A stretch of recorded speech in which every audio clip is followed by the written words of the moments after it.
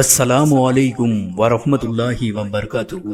அல்லாஹ்வின் தூதர் நபிகள் நாயகம் ஸல்லல்லாஹு அலைஹி வஸல்லம் அவர்கள் ஒவ்வொரு தொழுகைக்கு பிறகும், அதாவது கடமையான தொழுகைக்கு பிறகும், இந்த 2 அத்தியாயங்களை, இந்த 2 சூறாக்களை ஓதியவர்களாக இருந்தார்கள். பாதுகாப்பிற்காக ஓதியவர்களாக இருந்தார்கள். நசாயி என்ற நபிமொழி தொகுப்பிலே 1319வது ஹதீஸாகவும், அகமது என்ற நபிமொழி தொகுப்பிலே 16776வது ஹதீஸாகவும் இடம்பெறுகின்றது. அல்லாஹ்வின் தூதர் நபிகள் நாயகம் ஸல்லல்லாஹு அலைஹி வஸல்லம் அவர்கள் ஒவ்வொரு கடமையான தொழுகைக்கு பின்னரும் பாதுகாப்பு கோரக்கூடிய குல் அவுது பிரபில் ஃபலக், குல் அவுது பிரபின் நாஸ் போன்ற அத்தியாயங்களை ஓதி வருமாறு எங்களுக்கு கட்டளையிட்டார்கள் என்று உக்பா பின் அமீர் ரலியல்லாஹு அன்ஹு அவர்கள் அறிவிக்கின்றார்கள்.